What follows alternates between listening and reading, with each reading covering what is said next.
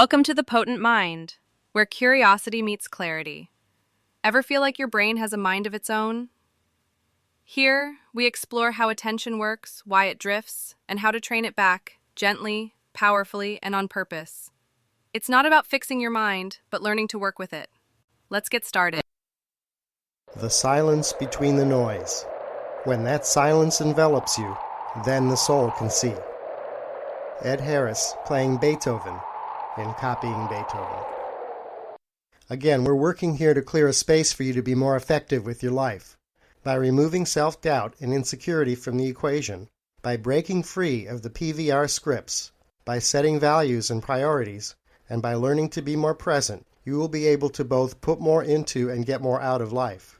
Part of having peace of mind, clarity of thinking, clarity of intent and purpose, is to work with our emotions, to flow with them, extract their messages, consider our reactions to them, and then let them pass through us like a wave. In general, we would like to hang on to positive emotions and let go of negative ones. Emotions are, however, temporary states. We've all seen that ourselves. Neither positive nor negative emotions last very long. There are lots of things that we actually have to do in order to hold on to negative emotions, as you'll see. Unlike emotions, moods are longer lasting. You'll find that when you learn to let go of negative emotions, your moods will be more positive. By extracting the messages your emotions are giving you before you let them go, or they let go of you. By sizing up your emotions in relation to your values and priorities in life, you'll know if you're on your path or not. Your internal guidance system is trying to set you right. Once we're through with an emotion, it's okay to let it go. We actually have to work pretty hard to not let it go. Here are some things we do to hold on. A. We sit or lay alone, obsessing round and round, often trying to figure out why or whose fault, or going back and forth between blaming others and blaming ourselves, even when we can see it's not productive. B. We need to convince ourselves that we're right and that we're better than the other person. C. Pride prevents us from acknowledging our mistake. C, A, and B. D. We don't validate healthy emotions such as sadness, and we validate unhealthy emotions such as depression. E. When angry, we listen to angry music. Try relaxing music instead. Or when sad, we listen to sad music. Try uplifting music instead. F. We close ourselves up to evidence that doesn't fit our gut feeling.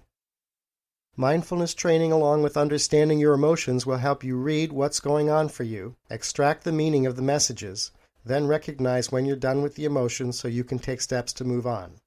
So most of the skills trainings don't come from me.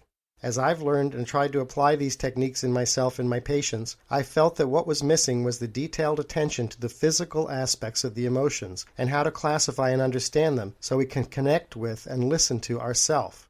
When I use the term self, it's not in the narcissistic way of being special or unique or more entitled or deserving than anyone else.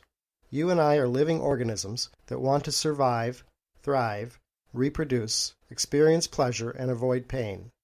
For humans, hopefully, we also have higher aspirations, such as helping others or making the world a better place. Understanding and listening clearly to our emotions will make us more effective in these goals. Let's summarize our chart of feelings so far. Anxiety. Rapid heartbeat, tense, shaky, restless, butterflies. Frustration. Tense, stuck, trapped. Depression. Low energy, low motivation, weepy, withdrawn, hopeless, helpless, worthless. Love and compassion. Connecting.